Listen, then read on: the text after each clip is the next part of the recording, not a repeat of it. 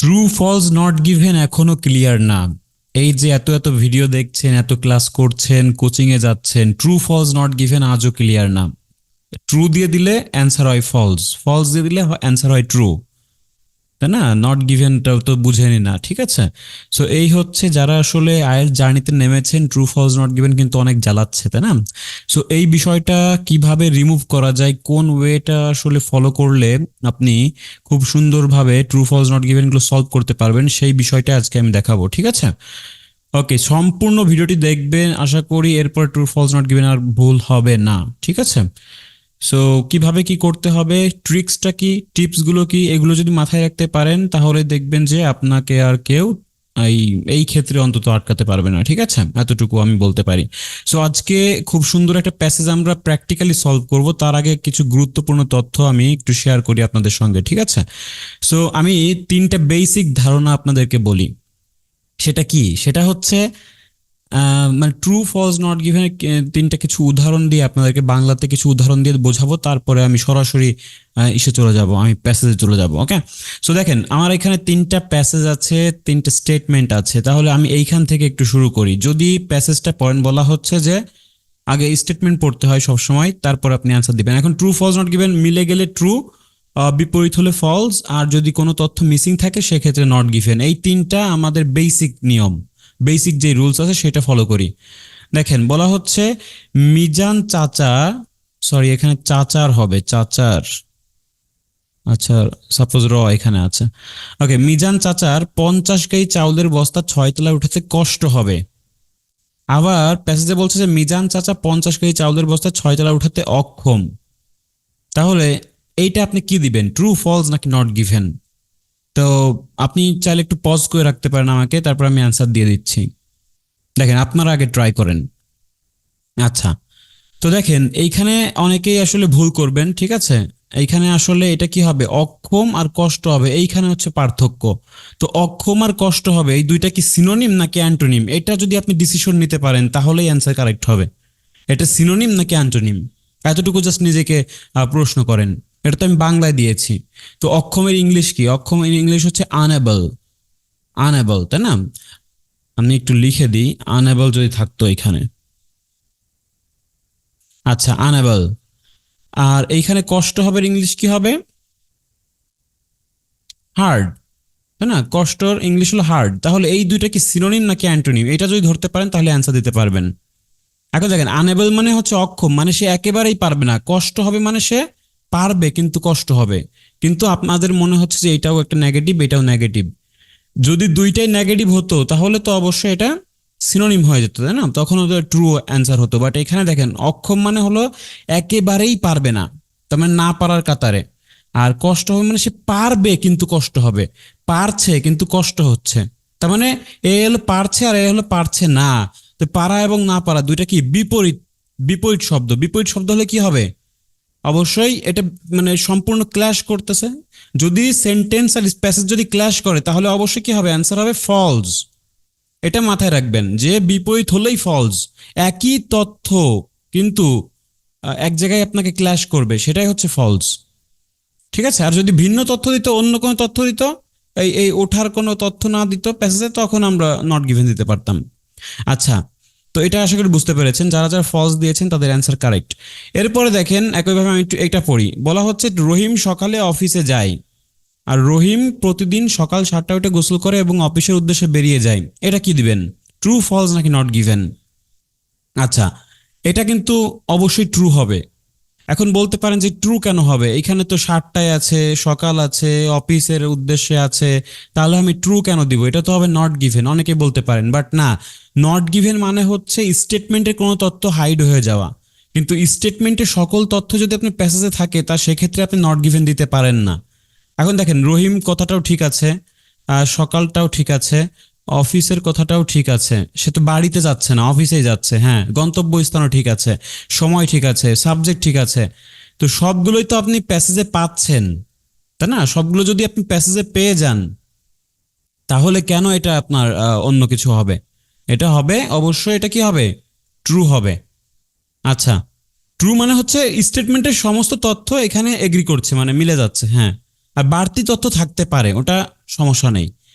এখন দেখেন একই তথ্য এখানে বলছে রহিম প্রতিদিন সকাল 7টায় উঠে গোসল করে। তাহলে আচ্ছা এটা আমি ট্রু লিখে দিই, আর এটা হলো ফলস। আমি কিন্তু প্র্যাকটিক্যালি এটা করাবো, সো এটা আমি জাস্ট একটু বুঝিয়ে নিচ্ছি আপনাদেরকে। এরপরে দেখেন রহিম প্রতিদিন সকাল 7টায় উঠে গোসল করে এবং অফিসের উদ্দেশ্যে বেরিয়ে যায়। রহিম দৈনিক সকাল 7টায় উঠে অফিসের উদ্দেশ্যে বেরিয়ে যায়, এটা কি দিবেন আপনারা? তো এটা আপনারা হয়তো আবার ট্রু দিতে পারেন, বাট এটা কি হবে, এটা হবে নট গিভেন। যারা নট গিভেন গেস করছেন তাদেরটা রাইট। দেখেন গোসল করার তথ্যটা কিন্তু আমরা এখানে পাচ্ছি না, তার মানে স্টেটমেন্টে কোনো তথ্য যদি মিসিং হয়ে যায় সেই ক্ষেত্রেই আমরা কি দিব, নট গিভেন দিব। ওকে, আর বেশি কিছু না। এখন অনেকে মনে করেন যে নট গিভেন মানে তো তথ্য থাকবে না, কিন্তু এখানে তো সেই রহিম আছে, সকালে 7টার কথা আছে, অফিসের কথা আছে, তাহলে থাকলো না কিভাবে? তো সেটাই হলো আমারও প্রশ্ন। দেখেন অনেকেই মনে করেন যে ওই থাকবে না, বাট এখানে এমন ভাবে তৈরি করবে যে আপনার 80% মিল থাকবে আর 20% তারা রাখবে না। ঠিক আছে, যেমন গোসল করার তথ্যটা তারা হাইড রাখছে, সে কি গোসল করে কি করে না সেটা কিন্তু ক্লিয়ার করা হয়নি। তার মানে স্টেটমেন্টটা গুরুত্বপূর্ণ, স্টেটমেন্টে যে কোনো একটা তথ্য মিসিং হলে আপনি কি দিবেন, নট গিভেন দিবেন। ওকে, আচ্ছা আমি এটা একটু বুঝিয়ে নিই, আর তারপর আমরা এই প্যাসেজটা একটু সলভ করব। ঠিক আছে, এই প্যাসেজে অনেকগুলো আছে 1 থেকে 7 নাম্বার। আচ্ছা তো মনোযোগ দিয়ে দেখেন, এখানে বলা হচ্ছে ট্রু ফলস নট গিভেনের টিপস অ্যান্ড ট্রিক্স। যেমন 1 নম্বরের কাজটা কি হবে, 1 নম্বরের কাজ হবে যে স্টেটমেন্টের ভিতরে কয়টি তথ্য সেটা বের করব, আপনার প্রথম ধাপ। এখন স্টেটমেন্ট কোনগুলা, আপনার প্রশ্নগুলা। যেমন দেখেন স্টেটমেন্টগুলো কিন্তু অনেক বড় বড় হয়, দেখেন এইখান থেকে অনেক বড়, তার মানে একাধিক তথ্য এর ভিতরে থাকে। আচ্ছা তো সেটা আপনারা করবেন, খুব সুন্দর করে আপনি পড়বেন। আচ্ছা তাহলে স্টেটমেন্টের ভিতর কয়টি তথ্য সেটা আগে বের করবেন, মার্ক করবেন। এরপরে দেখেন মনে রাখবো স্টেটমেন্টের কিওয়ার্ডে সিনোনিম থাকতে পারে। অবশ্যই যেই সব কিওয়ার্ড খুব গুরুত্বপূর্ণ মনে হতে পারে যে এটা সিনোনিম থাকতে পারে সেগুলো দাগিয়ে ফেলবেন। ঠিক আছে, এরপরে দেখেন 3 নম্বর মোর, মোস্ট, মাস্ট, ফিউ, দেন, অনলি ইত্যাদি জোরমূলক ওয়ার্ড থাকলে ওইখানেই ফোকাস দিব। এগুলো যদি প্যাসেজে থাকে তাহলে ট্রু, না থাকলে নট গিভেন। মনে করেন যে মোর, মোস্ট, মাস্ট, ফিউ, দেন, অনলি ইত্যাদি শব্দ দিয়ে যদি আপনার স্টেটমেন্ট গড়া থাকে আর প্যাসেজেও যদি ওইগুলোই থাকে তাহলে আপনি কি দিবেন, ট্রু দিয়ে দিবেন। আর যদি না থাকে, এইগুলো যদি হাইড করা থাকে তখন নট গিভেন দিয়ে দিবেন। ঠিক আছে, আচ্ছা তারপরে দেখেন স্টেটমেন্টের যে কোনো একটি তথ্য মিসিং থাকলে নট গিভেন, একটু আগে আমরা বললাম। তারপর দেখেন স্টেটমেন্টের তথ্য পরিবর্তন হলে নট গিভেন। যদি মনে করেন যে বললো যে রহিম সাহেবের বয়স 40 আর প্যাসেজে বলতেছে রহিম সাহেবের কন্যার নাম ফারজানা, তাহলে বয়স নিয়ে তো কোনো তথ্য দেয়নি, রহিম সাহেবকে নিয়ে দিয়েছে, বাট তার বয়স সম্বন্ধে যেহেতু কোনো তথ্য দেয়নি তার মানে এটা ভিন্ন তথ্য, তার মানে তথ্য পরিবর্তন হলে কি হবে, নট গিভেন হবে। এরপর দেখেন স্টেটমেন্টের তথ্য পরিবর্তন হয়ে যদি বিপরীত বোঝায় তাহলে হবে ফলস। যেমন স্টেটমেন্টের একই তথ্য কিন্তু এই জায়গায় গিয়ে বিপরীত বোঝাইছে, এই জন্য এটা কি হবে, ফলস হবে। আচ্ছা okay, so true false not given দেখেন আমরা এই 7টা সলভ করব 1 বাই 1। এখন দেখেন true false not given solve যদি করতে হয় অবশ্যই আপনাকে ফোকাস রাখতে হবে। সো কোথায় ফোকাস দেওয়া উচিত সেটা আগে জানতে হবে। এর একটা ট্রিক্স আছে, সেটা হচ্ছে আপনি দেখবেন যে এই যদি 7টা থাকে এর ভেতর মনে করেন যে 6টা বা 5টার মধ্যেই এই কাজটা হবে।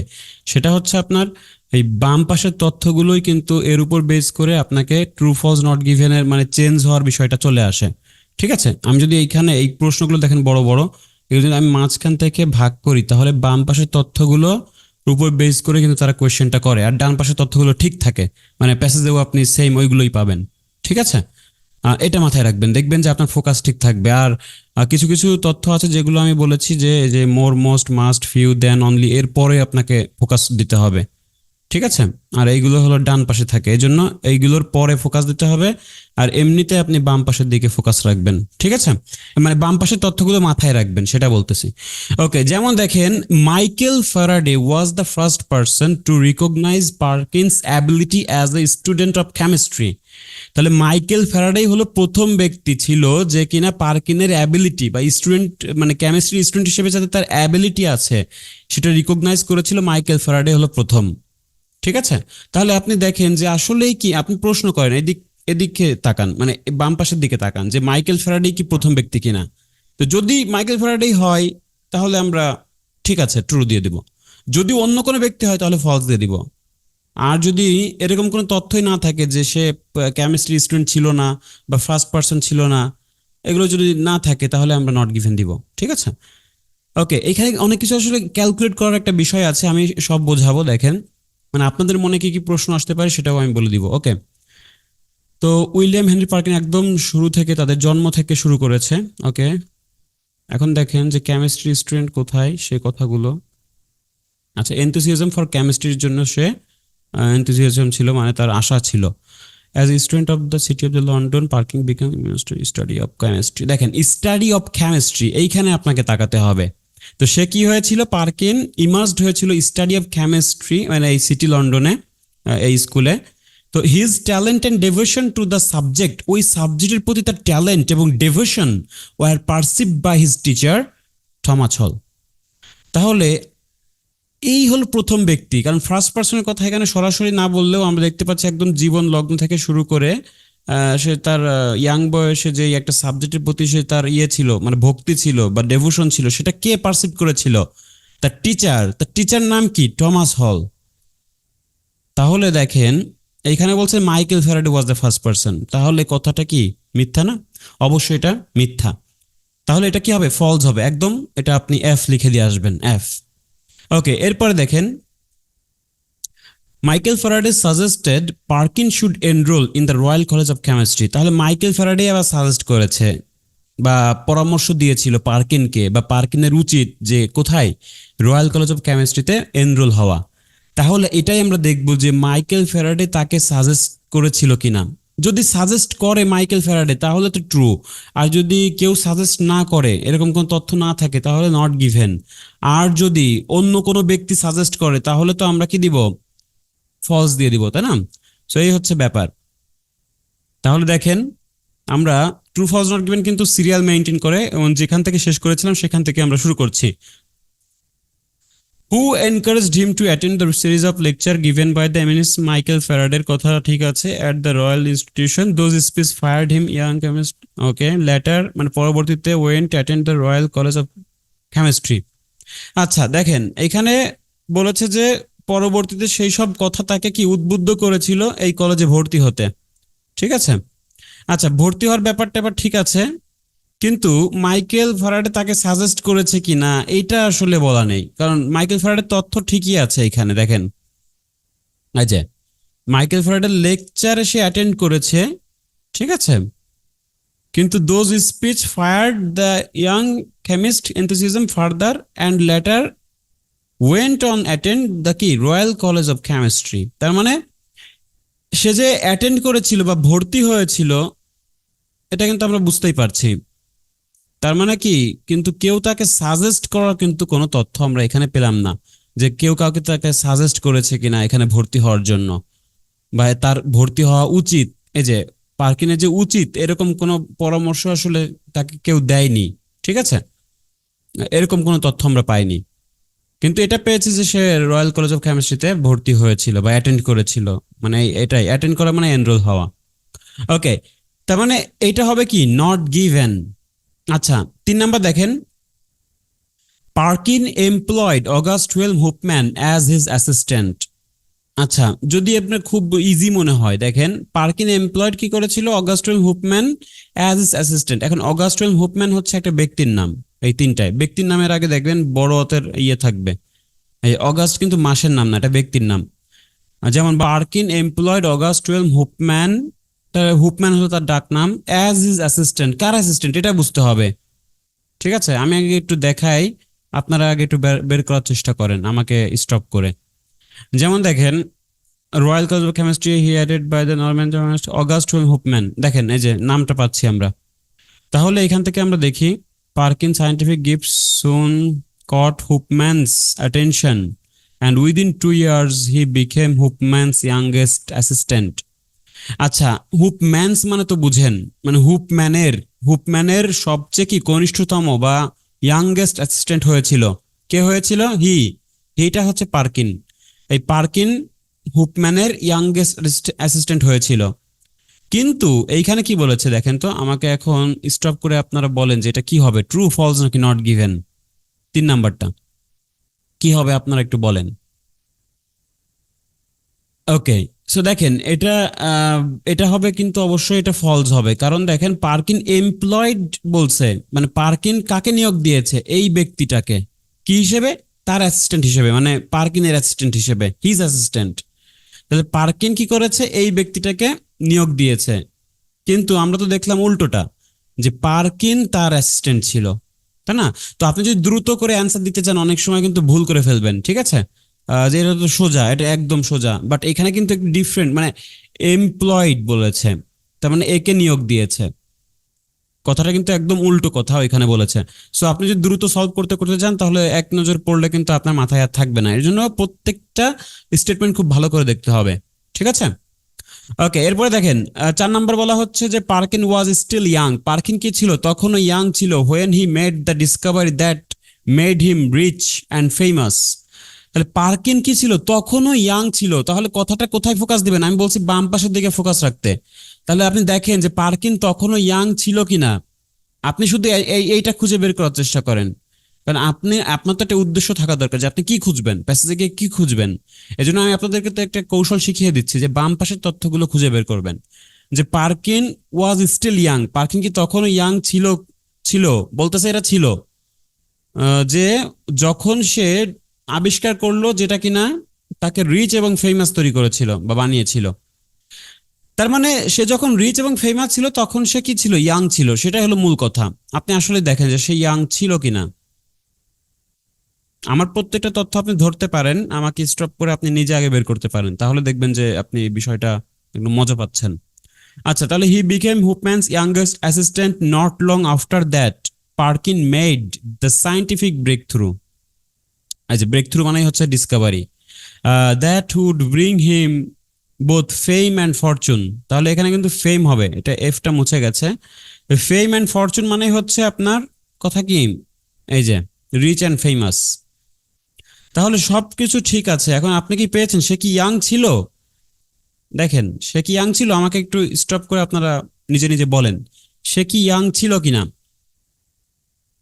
হ্যাঁ, আসলেই সে ইয়াং ছিল। দেখেন বলেছে কি, সে youngest assistant not long after that বলছে, তার মানে বেশি দিনের সময় না, মানে বেশি দিন হয়নি, মানে তার মানে কি সে স্টিল ইয়াং ছিল। আর যদি বলতো যে after a long time passed, তাহলে কি আপনি ধরে নিতেন যে না সে ইয়াং ছিল না, সে বয়স্ক হয়ে গেছিল।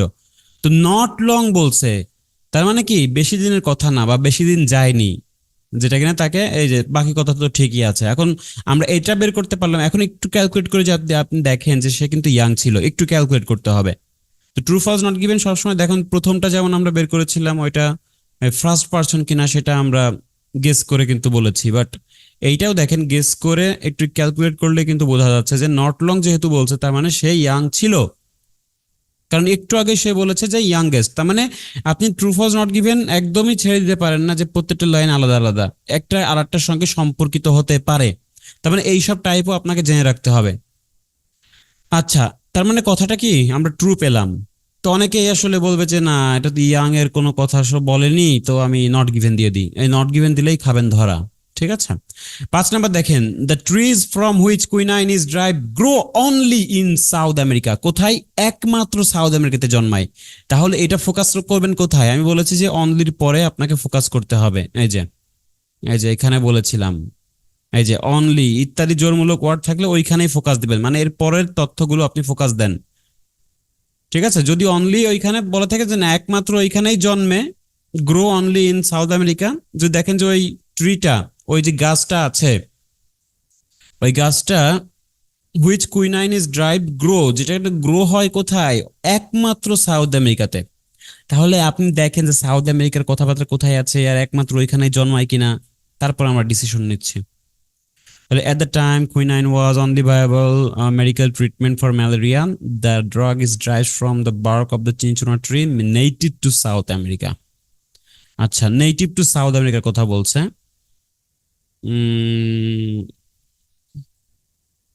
আচ্ছা, তো আমাদের প্রশ্ন ছিল যে একমাত্র জন্মায় সাউথ আমেরিকাতে। এখন সাউথ আমেরিকার কথাটা ঠিক আছে, দেখেন তারা কি শয়তানের শয়তান। দেখেন সাউথ আমেরিকার কথা ঠিক আছে, বাট এইটা কিন্তু তারা দেয়নি যে গ্রো হয় কিনা, একমাত্র ওইখানেই জন্মে কিনা, এরকম কোনো তথ্য আমরা পাইনি, ঠিক আছে?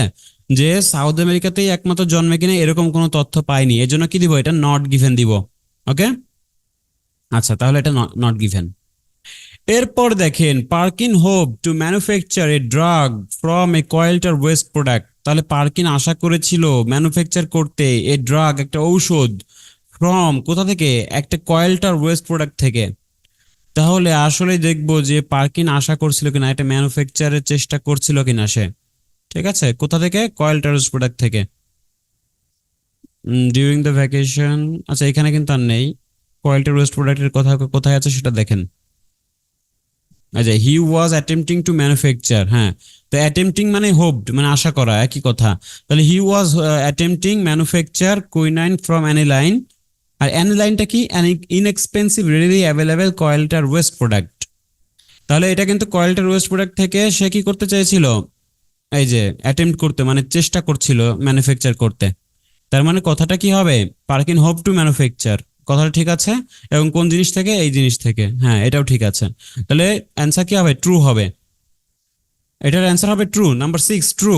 এরপরে দেখেন, Perkin was inspired by the discoveries of the famous scientist Louis Pasteur. Perkin inspired হয়েছিল কার ডিসকভারি দ্বারা? ফেমাস সায়েন্টিস্ট লুই পাস্তুর দ্বারা। তাহলে আপনাকে কি বের করতে হবে প্রথমে? যেহেতু এখানে একটা নাম আছে ব্যক্তির, তাহলে সর্বপ্রথম আপনার চোখ চলে যেতে হবে ওই ব্যক্তির নামের উপরে। নাম তো অবশ্যই থাকবে, আপনি জানেন, কারণ তারা ওইভাবেই মিলিয়ে রাখছে। এখন নাম থাকলেই যে অ্যান্সার আপনি ইজিলি পেয়ে গেলেন এরকম না, মিনিংটা দেখেন।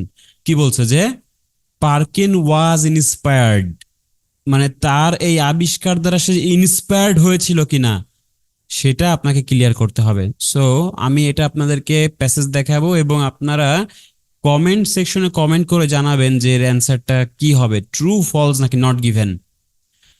পার্কিন কি আসলে ইন্সপায়ার্ড হয়েছিল কিনা লুই পাস্তুরের আবিষ্কার দ্বারা?